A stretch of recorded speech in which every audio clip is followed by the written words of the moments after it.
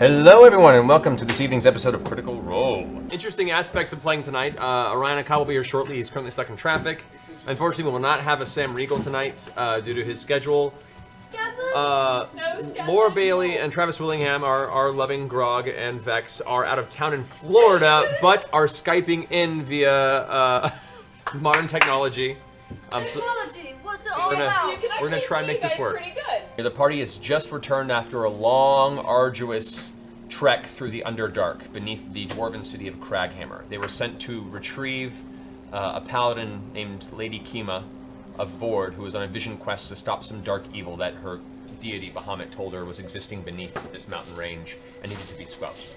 The party managed to salvage her from insidious torture, and through her aid, as well as a mind flayer who had been outcast from the society and the colony nearby, they managed to convince to help them as well, fought their way through the tunnels, past the Durgar army, eventually to the underground mind flayer colony of Yogvaril, where they found that this entity called Kavarn, this was then eventually revealed to be a mad beholder, Kavarn, who had been pseudo-possessed and given additional power by the Horn of Orcus, a great and evil artifact, long forgotten, which had been found by this entity.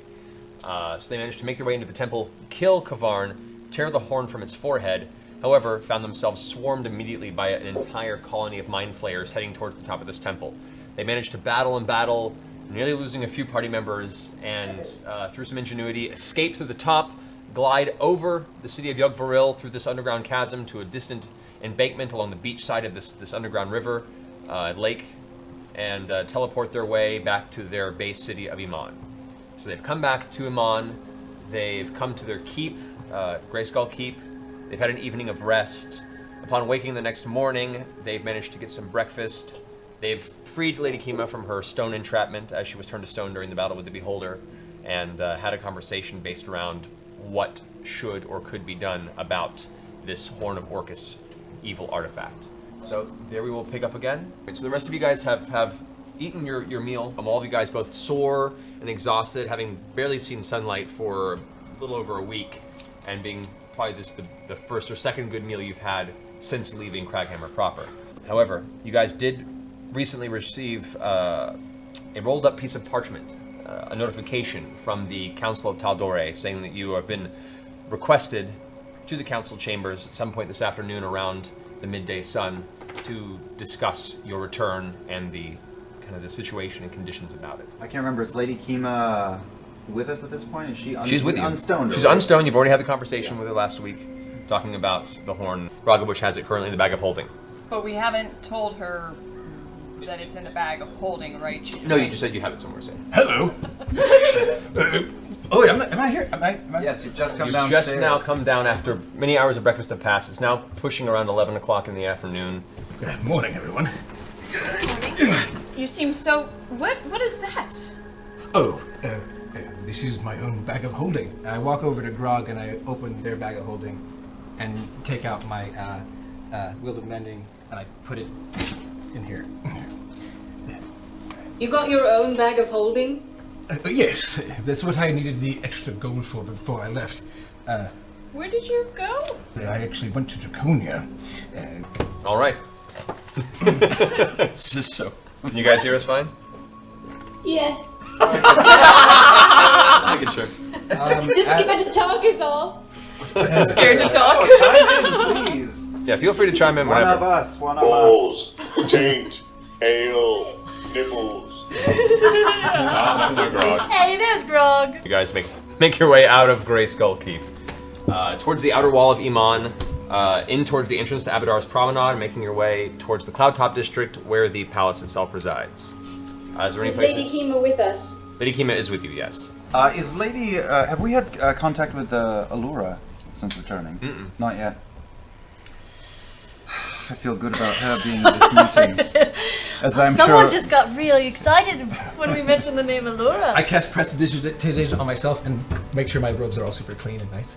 You mean, as you guys walk into the center of the Cloud Top District, you can see that her ivory tower, which once collapsed around you, is now standing in its previous location, seemingly untouched. Towards the northern edge of the Cloud Top District, you round about the series of very, very nice, fine marbled houses, finely crafted stone. This is the affluent area of Iman proper. You approach, the front door is closed. It still remains that giant iron knocker on the front that hangs loosely, kind of like a giant wishbone that you kind of slam into the front of the wooden doorway. You can hear it echo throughout the interior of the tall standing tower. The door then creaks open, and they're standing, a little bleary-eyed. Apparently it slept in a bit, but in the process of getting ready, you see before you Arcanist Allura. Her hair is half braided, her long blonde hair is half braided. She's in her darkened blue robes. Used to seeing her in NSC. She opens the door, the sunlight hitting her eyes. She kind of protects her vision for a second before they focus on the rest of the group, and she goes, "My lord, you've all arrived. You've all arrived!" And she swings the door open and runs forward immediately to you, the first person that's there, and just gives you a big hug. Kind of holds back and gives you a look over. Well, her eyes are open and kind of happy. You'd see, honestly, eager and happy to see that everyone's here safe. I look over at Tiberius and just sort of sheepishly shrug. Used to it, it's fine. She turns over to she gives Pike a big hug. She makes her way around the rest of the group. She's like, "You all, I'm so glad to see you're back. I'd heard that there were some difficulties happening in Craghammer at the time you arrived." She turns around and takes your hands, Keyleth, into her own, and gives you like a nod and then a small hug. Goes to Percy and gives you a hug. Goes to Tiberius, walks to Tiberius, and gives you a big warm hug. And as she turns around, she sees standing behind the rest of you, there's Kima. There's just there in her now freshly clean golden armor that she polished over the evening, so she doesn't smell of Durgar sweat and blood anymore. We've brought you a present. There's this moment where they both kind of look at each other quietly, and then Allura kind of steps forward and says, "Kima, welcome back." And they both just run and give this big, kind of embracing bear hug. She lifts Kima up, and there's like a slow spin. You can see this kind of very, very strong bond of friendship. Before she eventually puts Kima down and takes a step back. She holds her hands for a second. You can see a tear kind of running down Allura's cheek, and she goes, "I was so worried about you." And Kima kind of sheepishly turns her eyes to the side. It's like, "Oh, I'm sorry for all the trouble."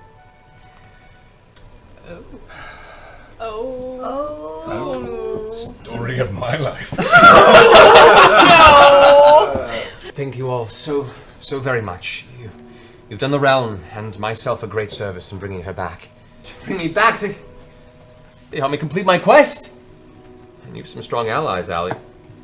And Allura kind of looks back to her, starts heading back into her tower, and says, "Well, come, enter. I have tea ready. You all look like you could use it, to be honest. Yeah. Come, please." Well, all right. We have a moment we can spend. So as you guys all walk into her tower, you remember it untouched from your previous entry here. And it's a weird moment to step into a tower that you were once in as it crumbled and folded on itself, to see it as if nothing had ever happened. Is there a new rug? There is not. Aha! Aha. You guys, We're not giving it back. Shouldn't tell her about the Don't tell her about the rug. she kind of guides you all to the center of the chamber. Once again, there's that large stone platform in the center that has a number of the kind of inert runes carved into the stonework. As you all step onto it, she taps her heel against the bottom of it for a second. As she does, all the runes glow with a bright flash of blue and a familiar sensation as that circular platform begins to lift like an arcane elevator up the center of the tower. And as you're going up, you see certain sections of wooden library shelves set up at odd angles along the top of the arcane tower itself. You can see there are small stairways that lead off into doorways that seem to almost exit into the sky. You've gotten into the idea that a lot of these kind of powerful mage-built towers, the inner workings don't really match the outer exterior look, and there are rooms that shouldn't exist at certain points as you lift up. The platform continues until it reaches the topmost floor of the tower before the slowing of the stone platform eventually comes to a halt with a slight jostling. The runes fade, and you're all on the top floor of the tower once again. This is her main chamber. You can see across the way there is her large cush kind of canopy bed on the far corner. There are a number of desks. There's a small arcane laboratory on the far side. And as she begins to walk over, she lifts her hand, and you see a small drift of arcane energy as her mage hand goes and lifts and takes the water off of its burner and begins to just kind of absent-mindedly mage hand various teacups out of a large cabinet above the little kitchenette area. That's awesome. At which point, everyone's kind of look around. Kima, amongst you, the rest of you guys, goes, it's been a while since I've been here. Everything's as grandiose and unnecessarily dressed as it always is. I'm glad you got rid of that old rug, though.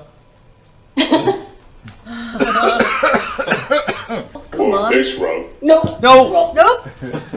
Not here. Allura, who is now in the process of pulling chairs over and setting up a small sitting arrangement. Last time the tower collapsed and because my rug went missing. It's all right. Kept an eye out for a new one for some time. She gives us a slow, kind of knowing look about the group, and just kind of gives that nod of I acquiesce to this. That's fine. Allura, it's a long story. A lot of Durga, a lot of mind flayers, and an evil god. A beholder. And as you all sit, she begins to slowly mage hand over each one of your freshly poured cups of tea. Oh. A look of concern coming across her face. So you've found your way beneath the city, I assume based on the denizens you've mentioned, into the Underdark proper. First off, I must apologize. I was not aware I was putting you into such dangerous territory. I'm incredibly grateful you're all seemingly healthy and still here, and you've brought Kima back to us, which is very important. Well, I guess this is in order. And she sits up for a second and walks over, and you can see she kind of looks back at the rest of you and brushes her hand for a second, and a sphere of darkness appears in the corner of the room where you cannot see that entire part of the room. Some rustling. The sphere of darkness finishes, and you see she's holding a sack of coins that you don't know where she procured it from. Oh. She steps back over to her chair, sits down, and says, "Just a precaution. I like to keep my private things private.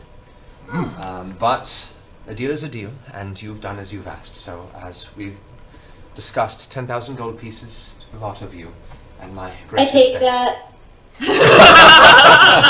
She hands it out to Vex, eager palm.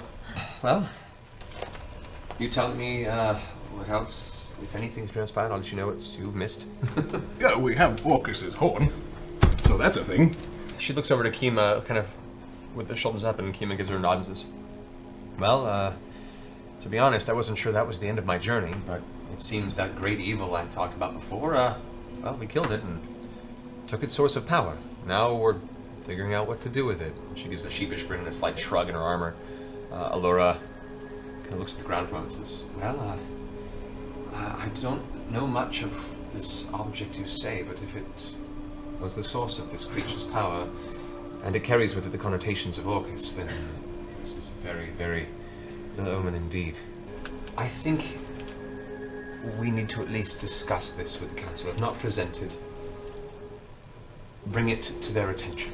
There are ways, arcane, not very approved ways of nullifying targeted memories.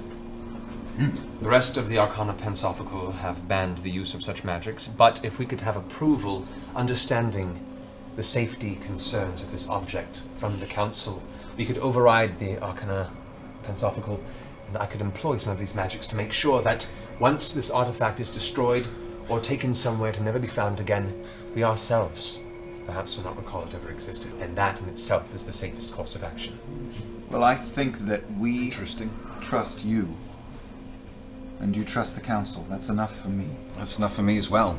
What about those who might be uncomfortable with, just toying around with my memories and tramping along and around in my head? I don't really, want, Yeah, my head's pretty fragile as it is. How many lessons have we learned in just the time? Wouldn't we have to erase all memories surrounding it? We wouldn't even remember our trip into the Underdark? I think we could perhaps just erase the memory of where we put it.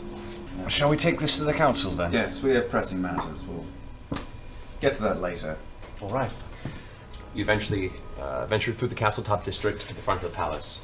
The guards stand there with their long red velvet cloaks and their brass breastplates. They recognize both Allura and you as you approach, and they kind of step aside. As the palace doors open, you guys are led into the central chambers of the main palace walkway, which splits to the right, left, and then across leads into the main throne room. However, you guys are meeting in the council room, which is to the left. As you enter the main circular room, you're brought into the nice hardwood floors, the kind of dark forest green colored walls, these long tapestries which recall various battles of history and broad mountainous landscape showing settlers making their way across dangerous terrain. You can see various weapons from different civilizations that were brought as gifts to Iman that have been mounted on the walls. It's a presentory, kind of atmospheric decor. And in the central room, what currently stands the entirety of the Tal'Dorei Council in a kind of a hushed discussion. The council, of course, has at the center, across the table from you, Sovereign Uriel Tal'Dorei II himself, the leader of Iman and the current sovereign of all of Tal'Dorei, this section of the continent. You see him with his characteristic dark hair with kind of graying sides, some very, very well-kept facial hair. He's wearing his ceremonial robes, which are the same kind of gold and red color as the armored soldiers that greeted you at the front of the palace. Next to him, you see Lord Riskel Daxio, which is the elven male who helped you guys handle your purchasing of the keep when you were awarded that at the end of your last journey. He's the master of trade currently within Iman. He has kind of a long, kind of strawberry blonde hair that is pulled into a tight ponytail to the back, and he wears kind of darker clothing, more for decoration than actual use. His armor seems to be loose and more decorative. Next to him is Guardian Tofor Bratoris, which you've heard of and have not met before. A female dragonborn paladin in full silvered platinum plate that is currently carved with multiple symbols of Bahamut, the platinum dragon. As she kind of looks up and notices, you can see she gives kind of a hand up, kind of a symbol of a greeting towards Kima. As Kima also gives her hand up, and they both touch the front of their armor in a kind of a symbolic, holy way. They've both been followers of Bahamut. You immediately make that religious connection between the two of them. She looks across the rest of the group there that she doesn't seem to notice eyes meeting with Tiberius. And this is strange, you haven't seen very many Dragonborn at all within Iman. And as soon as she meets your gaze, she kind of gives you a look of deep, deep stink eye. Oh, hello. My name's Tiberius Stormwind, of House Stormwind from Draconia. Then perhaps you should close that trap and sit across the table, as far from me as possible. Seems to spit the words almost. And sits back in her chair. Mind your tongue. And next to her, there is a halfling male in kind of a rangerish garb, wearing what looks like some really fine chain shirt with a thick, dark black cloak. He's shaved bald with tattoos on one side of his face. And he introduces himself briefly.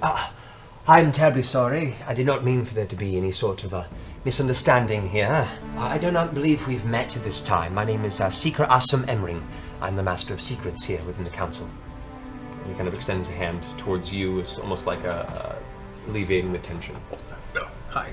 Well, I assume you're the ones we're waiting for. Please have a seat. At which the Sovereign finishes discussion with another human which you've not met.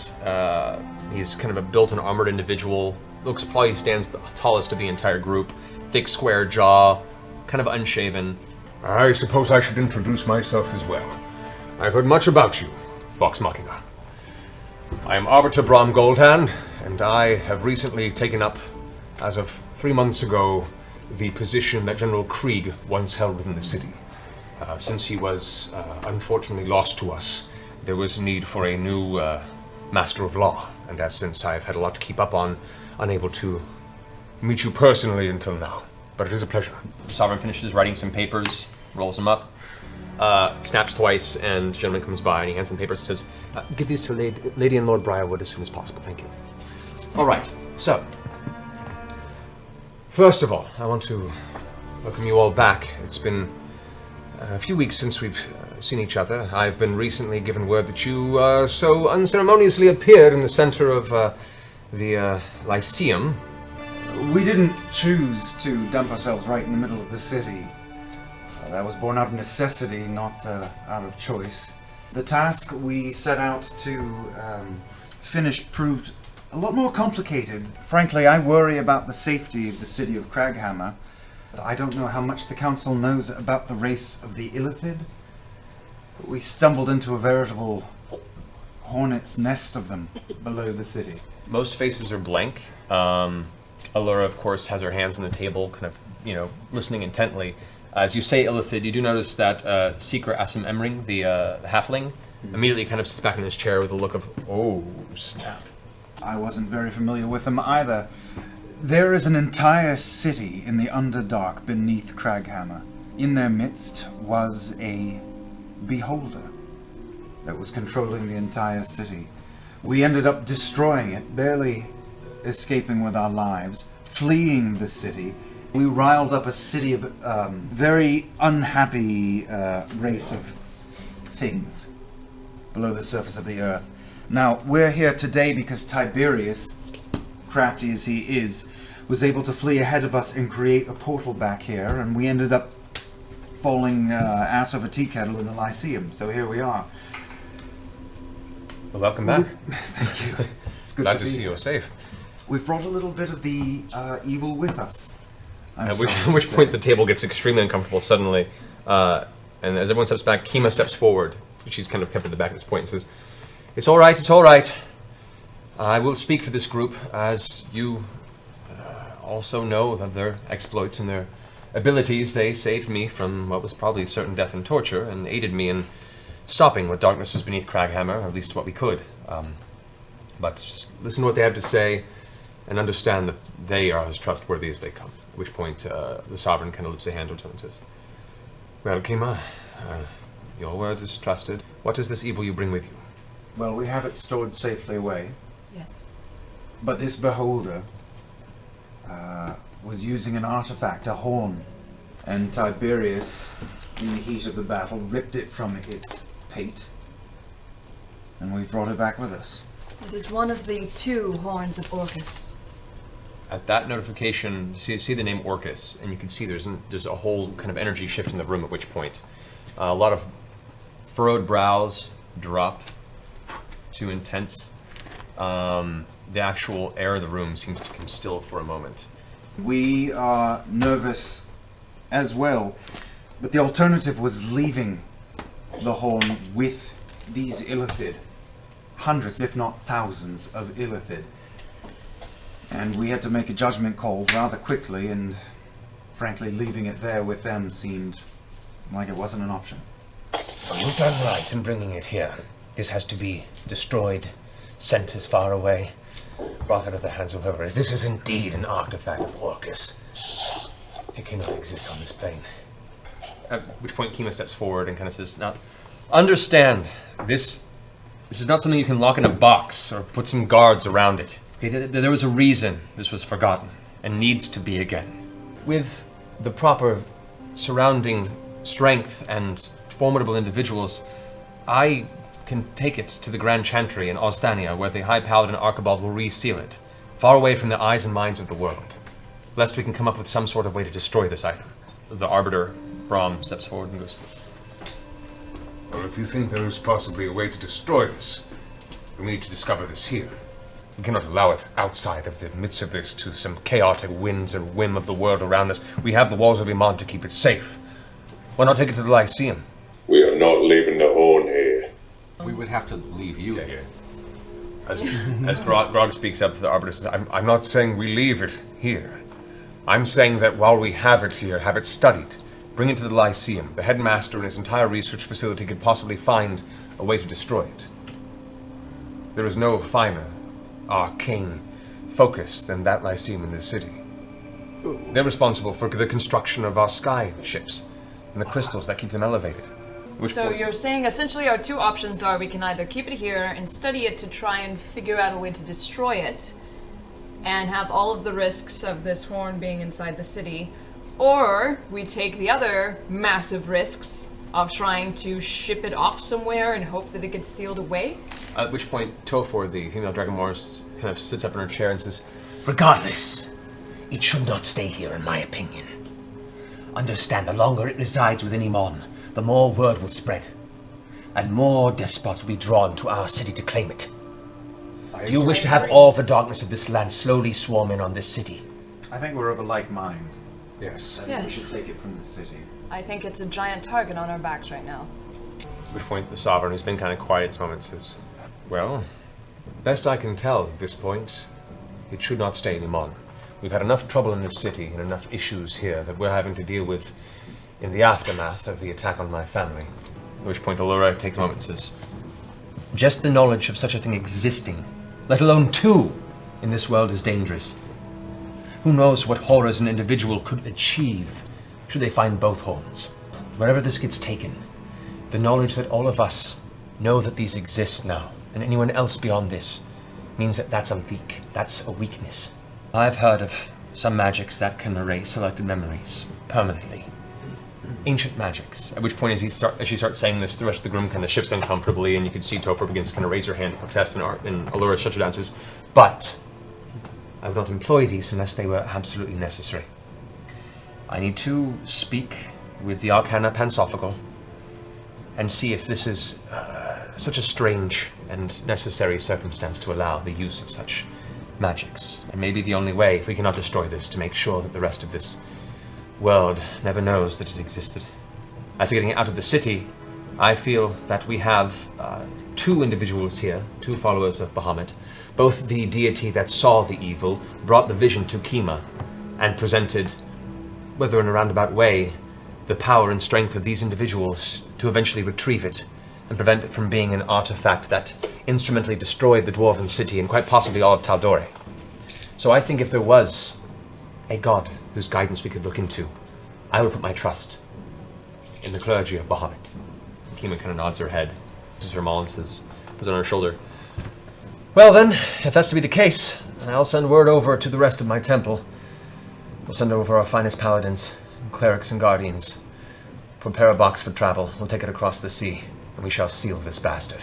Yeah. Sorry. Uriel looks around.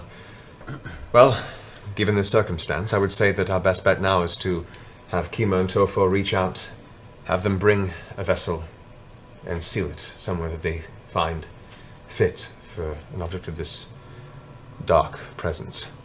How long will it take for this vessel to arrive?"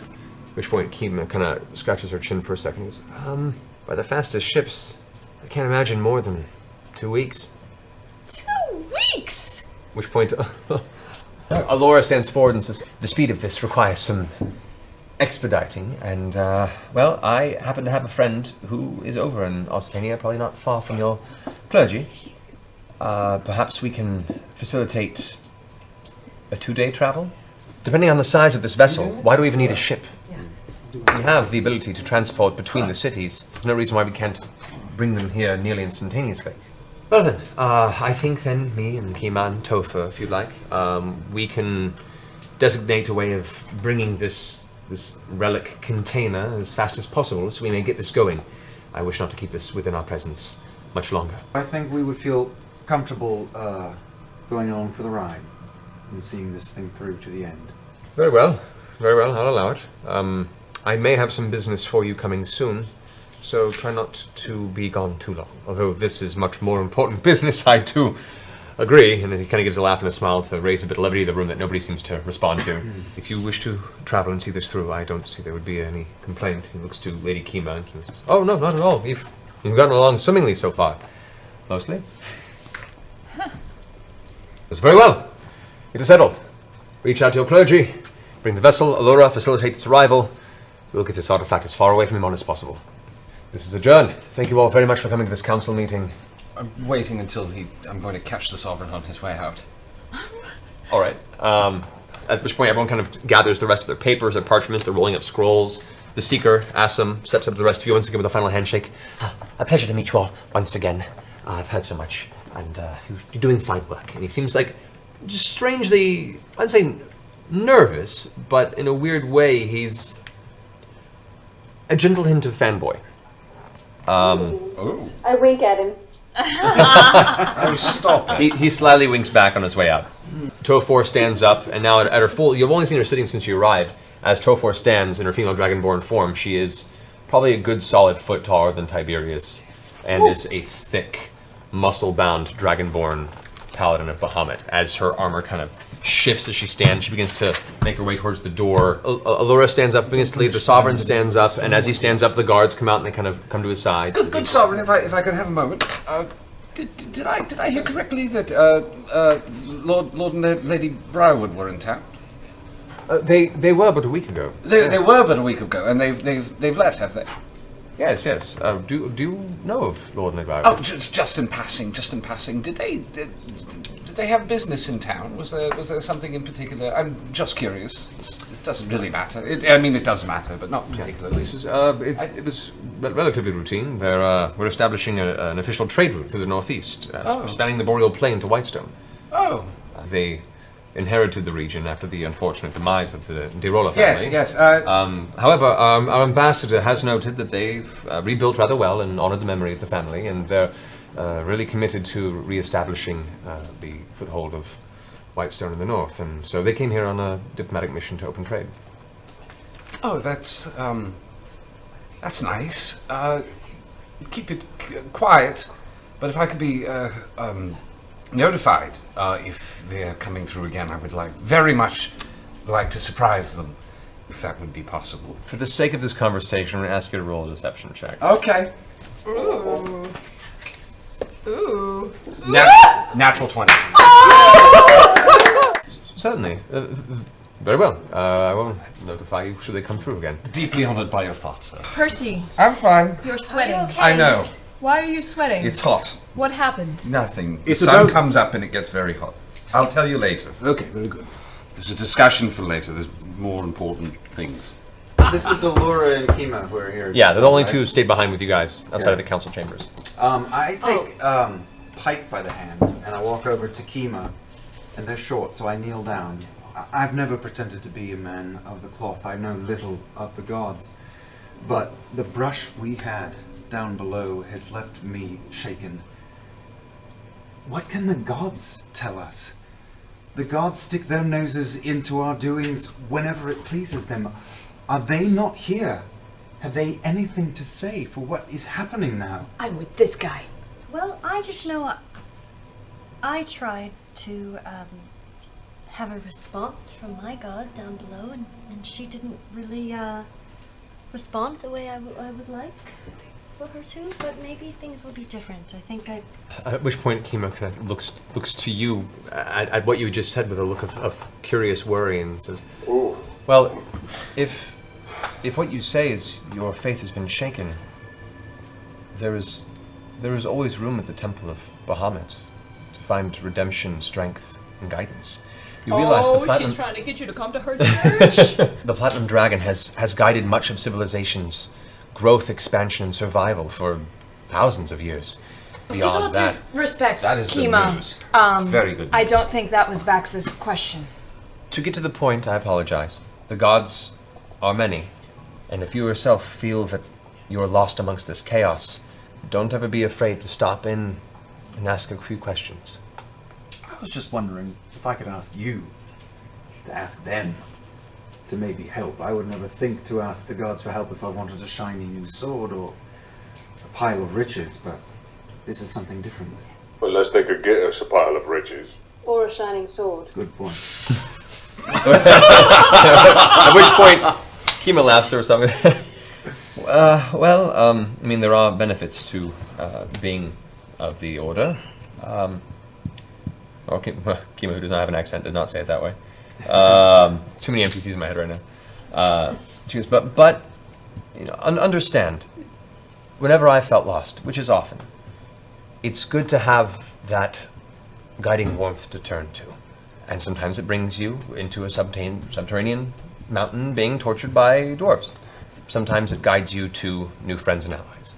Strange the way the gods work, but when you put your all into it, they've kept me alive so far. Lady Kima, do the gods allow you to have relationships? And she kind of gives you a look of confusion. I mean, she already has kind of a darker complexion for a halfling, but her cheeks grow noticeably ruddier.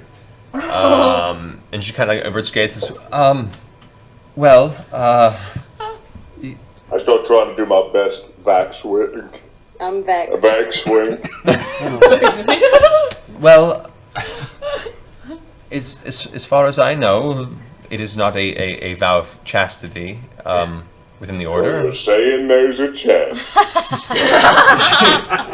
She still is kind of looking away. She looks away and kind of looks to the rest of you, looks to Allura, looks to you again, and then goes, I really have to get to work on this. And she kind of leaves the group and kind of continues down the hallway. Quick steps, Allura kind of chuckles to herself and steps into the place where she was and goes, As a note, be careful who you ask those questions to. You may get an earful. And Allura kind of smiles and motions towards Kima. I mean, don't get me wrong, you're more than welcome to explore as you like, but that's a rabbit hole, my friend. Oh, rabbit hole, is that what we're calling it these days? You feel a gentle slap from some unknown arcane force across your cheek, Rog. And Allura gives you a stern glare. So 2 days, we'll call for you when the item is to be transferred and properly brought to its destination.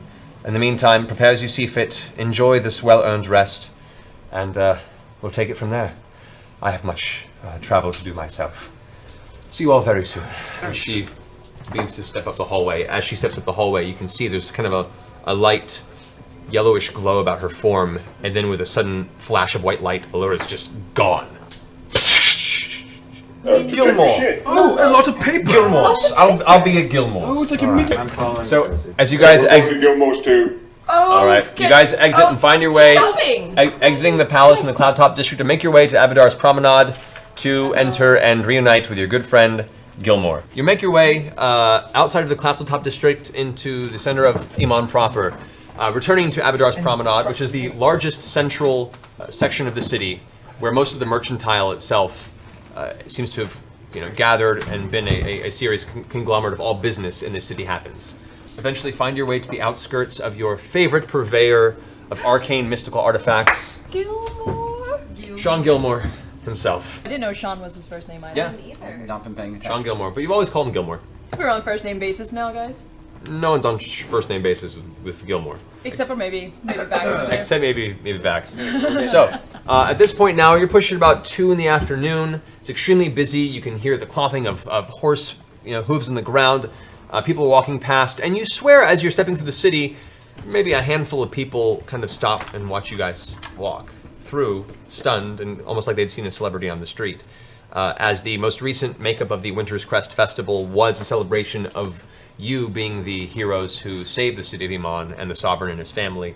Apparently, you're now recognizable within the city of Iman. You make your way to the the wide but single-story building that is Gilmore's Glorious Goods. It's of all the various shades of brown and red and brick that makes up a lot of these buildings, Gilmore's Glorious Goods is presented in fine, deep blue and purple fabrics and a paint scheme that would look like the worst fun house to enter. Worst or best, depending on your opinion. The entranceway is not a door, but a series of hanging beads and large cloth drapes that are kind of gently falling to be brushed aside as you enter. It's not as big as you remember, or recall you seemingly, but then as you step through the front doors, you remember why. Much like the TARDIS, the interior of the Gilmore's Goods is bigger on the inside. There is a magical enchantment based in this building where the interior is actually a 2-story and much larger place of business. Immediately, the smells of incense and fine perfumes kind of assault your nose like a terrible medieval Sephora. It's like coming home. Medieval Sephora. Medieval Sephora. A series of magically flickering, ever-burning candles adorn sconces along the walls. You can see there are glass cases set out in the center of the room. There's the long wooden bar in the far end, which has itself its own beaded curtain that is closed. And there are 3 employees of Gilmore's Glorious Goods in their ceremonial blue and purple robes that match the exterior, kind of just staring about, while there are a number of other possible customers that are kind of just looking about. There's numerous bookshelves along the walls. You now are standing back in the comfortable, although slightly offensive to your senses, interior of Gilmore's Glorious Goods. I'm scanning the entire store for him. I want to find him. Oh, he's not currently visible. Oh! He's not here. Is there like a front desk or sort of? Yeah, on the far back side there is a very long, well-crafted kind of dark wood desk that is adorned with looks like small alchemical components. There are some books stacked up, and there is that kind of beaded curtain with strips of material that block the back room. Is there a bell or anything? There is a bell. Yeah. Ding ding ding. As you hit the bell, one of the employees, kind of who's helping somebody, looks around and goes, "Oh, I'm sorry. And what you see is looks to be the half-elven woman with thick spectacles, who is currently stepping over to try and stop you. However, the beaded curtain swishes open, with a grandiose gesture, and stepping out in his fine gold-trimmed purple robes, his longish, thick, black, coarse hair pulled into a nice ponytail, smoothly shaved face with a slight little hint of a braided goatee that dangles about 3 inches from his chin. I'm sorry, was I being summoned? Yes. He immediately looks at Yes. Oh, you've returned. Gilmore, you glorious bastard, how have you been? He immediately rushes to the edge and kind of like leans over the counter to give you a grandiose hug and actually lifts you off your feet. Much stronger than you anticipated. He gives you a big, big hug, strong wizard arms around you. We have come from far and away. You would not believe the shit we have been through. Really? But I don't want to talk about me, I want to talk about you. What has been going on in this city since we've been gone? Well, and he kind of looks about the rest of you and says, we have been doing marvelously. Trade has opened up wide and long. We've had travelers from all over Tal'Dori and beyond. It's incredible. I'm in the process of planning an expansion to the town. Perhaps even, get this, opening a second store in Westruun. You're going to own a chain? Congratulations! That is a big step for any businessman. Spectacular, spectacular. But yes, how about yourselves? You look like you've, he kind of gives you all look over and look like you've maybe not slept in a fortnight. Well, we're lucky we're not dead. They came close a couple of times. We were off on official business for the Emperor. We've been underground for weeks and weeks. We've only seen the sun for a couple of days. Oh, that kind of a weekend. I know how that goes. Needless to say, our stores are terribly depleted. We are going to need to stock up a bit before we head out of town again. I don't want to rush things, though. I think my friends probably want to shop about. I would love to take a stroll with you around the city and hear about what's been happening. Can you take the afternoon off? He looks over at the same half-elven woman who was trying to stop her earlier, and she kind of gives a look of like, what's he going to say? Like, no one's ever asked him this question. And he goes, for you? Of course. So, shall we? I think this will take a while. Let's. And I Have a wonderful time, brother. and stroll out the door with Gilmore. Have at it, ladies and gentlemen. Yes! Then let's continue with the business. What are you seeking? What do you need? What are you looking for? I don't know. We like all kinds of things. Well, we definitely need potions. Potions, those can be provided. Some What kind health of potions. Health potions, yes. Health Potions of healing can be provided. Looks like we have about 12 regular potions of healing.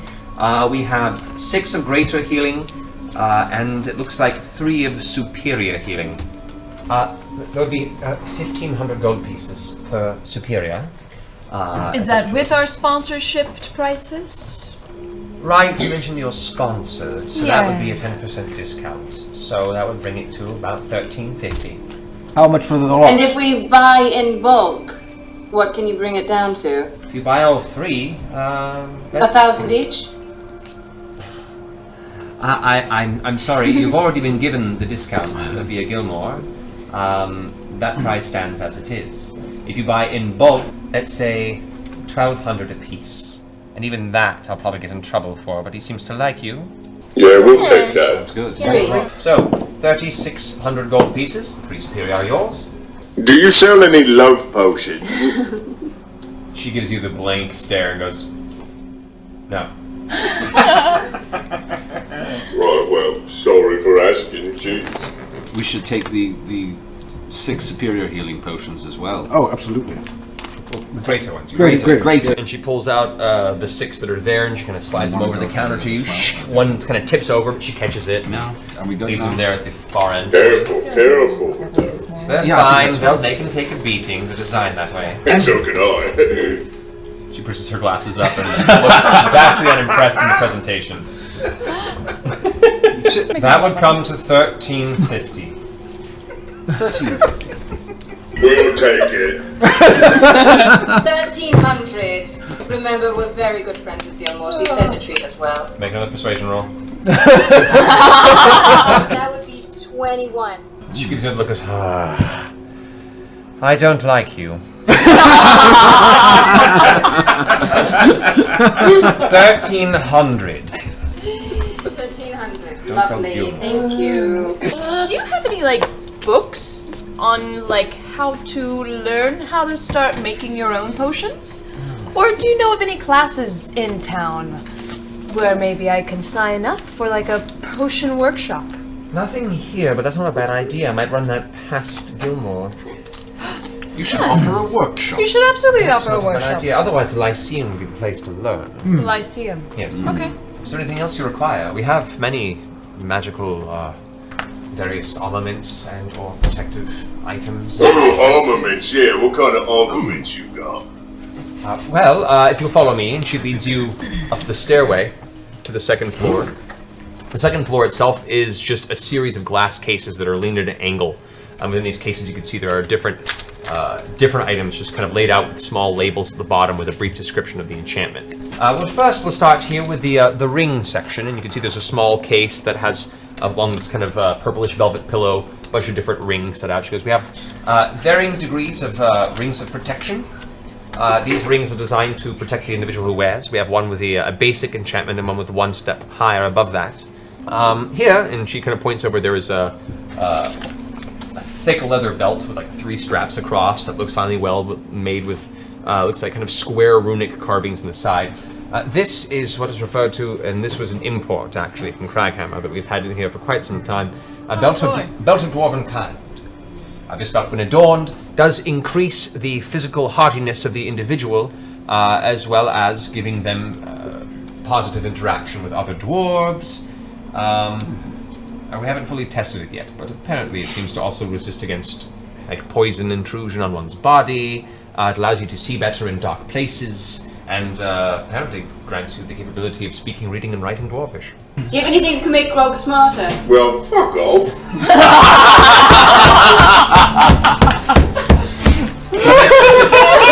She looks over him for a moment and goes,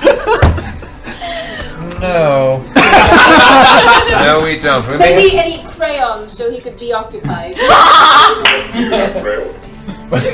We have colored writing implements for children if you'd like. I mean, yes, please. I saw a few children in town. Maybe they would like them.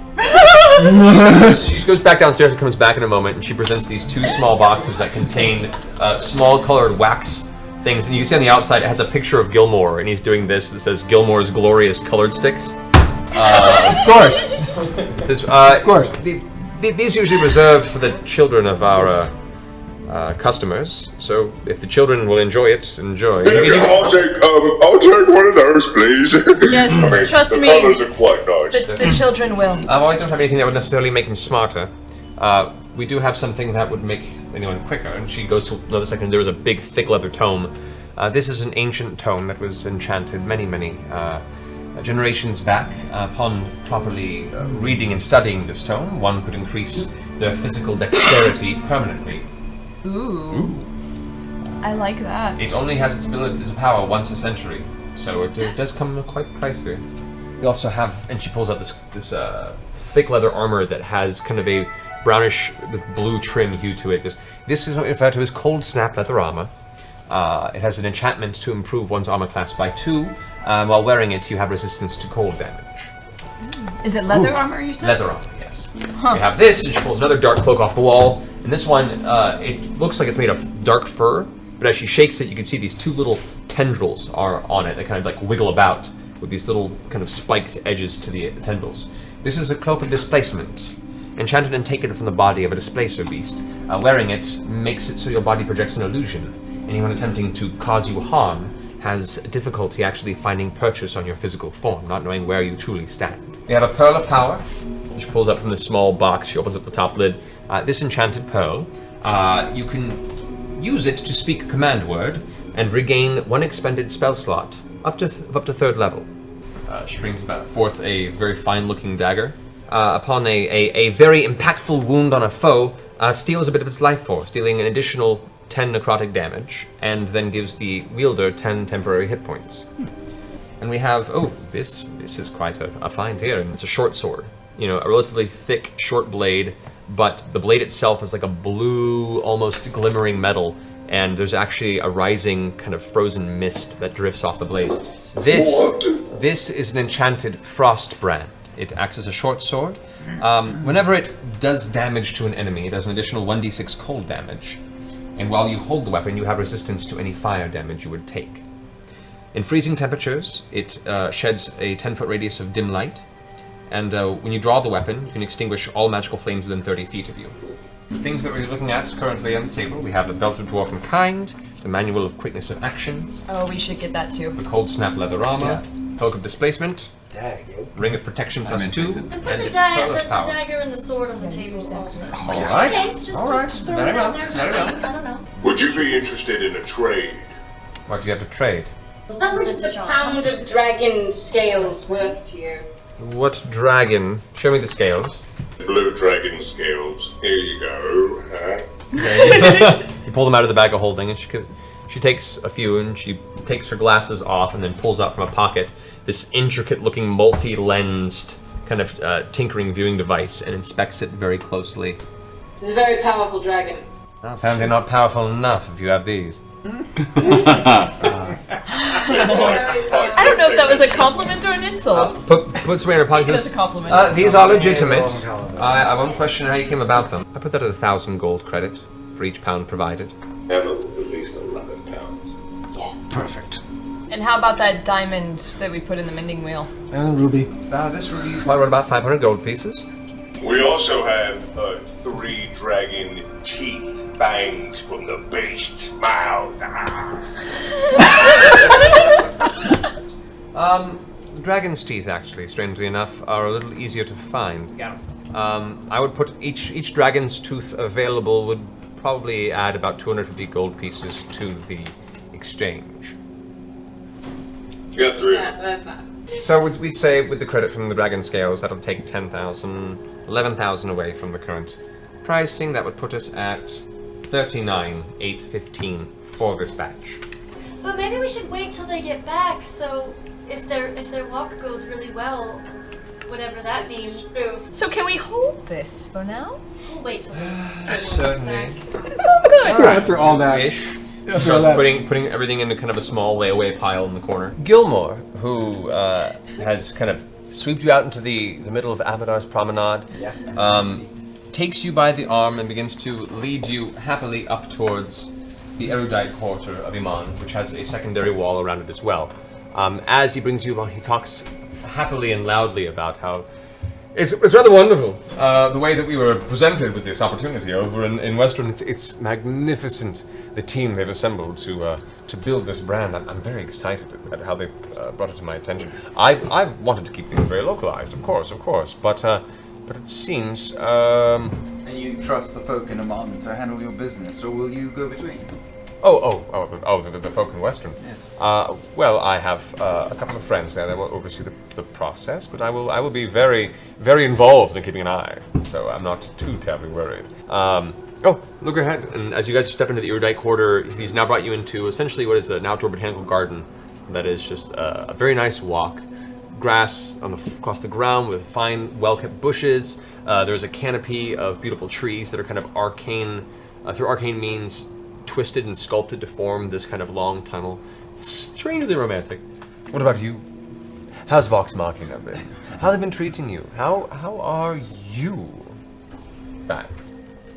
Well, we're tired, to be sure. I was not kidding before. We really are lucky to be alive. And that's thanks in large part to a lot of the gear you outfitted us with the last time. Your contribution to what we've done, and I place my hand on his hand, was no small part in our survival. And I give it just a little squeeze. And I want to thank you. I don't know that I would be standing here without your help. Did not fit Gilmore's glory. He looks you deep in the eyes, kind of pats the top of your hand, and goes, that moment, that is why I do what I do. You're a unique man, Gilmore. No question. About an hour and a half time passes before eventually there is a loud clattering at the front of Gilmore's Glorious Goods, where a laughing Vax and Gilmore come stumbling in, flush of face, with emptied goblets, laughing to themselves. I took the Duragar. I was holding her right over the cliff, and I just cut, and she fell. She fell. I didn't know what I was doing. I just did it. You are ridiculous, Vax. Tickles me. Tickles me all over. I've had a couple of drinks. I'm an adult. I can do that. It was delightful. It was delightful. You travel with the finest companion. We told stories. We cried. We laughed. It was a delight. And we are owed money in Question Craghammer. that Grog just whispered to me. Yes. How much is a platinum worth? Platinum is worth 10 gold pieces. We may have a lot more money than I thought we had because Grog's been hiding money in the bag of holding. It's really shiny. I'm in trouble, Matt. I'm in trouble. She's really mad. Wait, is this like when you slapped Trinket on the ass, mad? No, not close. Not even close. Not even as much as Trinket. This is finances. This sounds like a married couple. So, It's my shiny, though. I didn't want to give it to her. shiny. She's evil. You see how she haggles. It's true. She's my sister. I know, Grog. I know. But right now, we need to put that aside and do what's best for the party. We could buy a party with all that. Not that kind of Well, party, I think Grog. we have enough to buy everything if you guys want. Grog, money is meant to be spent. I'm going to drink.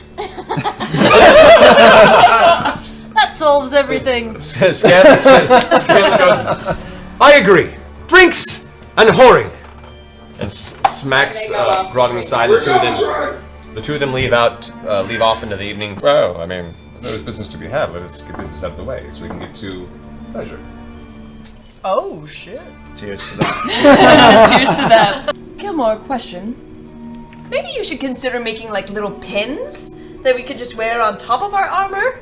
We have our own clothes that we like. Oh, Or like a patch. That's not even a worry. And he pulls out a small implement, this wand, and kind of flicks it over your shoulder, and all of a sudden an arcane swirl kind of around your armor with a big flash of sparks and glitter almost. Look down, and there is emblazoned upon your current armored form a symbol of Gilmore's Glorious Goods, now permanently emblazoned on your leather. Easy enough to fix. Well, I was gonna put on that leather. This was my mom gave this to me. I think it will transfer when you change. Will it transfer when I change armor? I don't know. How much do we have? He does have a picture of it. 1,620. We have 1,620 platinum. Oh! Wow. There you go. Alright. So that's like You've been hiding. 16,000 gold pieces. Yeah. Bring it up. We'll take it. We'll take it. We'll take it all, yeah. Yes. The whole lot. Bringing it down to 39,000 gold. All right. So a deal? Deal. Deal. My God, all of our money's gone. Snaps his fingers. Shirley comes and presents all the items that she had currently in the little stowaway bin off to the side of the desk. Brings them out to the rest of you, places it on the counter. Gilmore immediately snaps his fingers and a contract shows up. He writes up the numbers of exchanged, making note of his business, passes it out. Please sign here. I guess I'll do that. You can do that. Vexalia, he hands you a quill. And you now have this entire batch of magical items It's pretty for cool. you guys to distribute as you see fit. An absolute pleasure doing business with all of you. Absolutely. Thank you, Gilmore. Oh, I was wanting to ask you, Gilmore. Have you considered maybe doing like potion making workshops? I'll put some thought to that. Okay. Let me know. All right. Vax, I greatly appreciate spending the afternoon with you. Where are you staying? It's on the outskirts of town. It's called Grey Skull Keep, and you're welcome anytime. Day or night. Good to know. Good to know. All right. To business I go. I bid you all a fine farewell. Adieu. Bye, Gilmore. He goes back through his beaded exit to the back room. I think we'll call that for the adventure for the evening. Thanks for watching us shop. Thanks for watching your shop. All the money's gone. All the money's gone.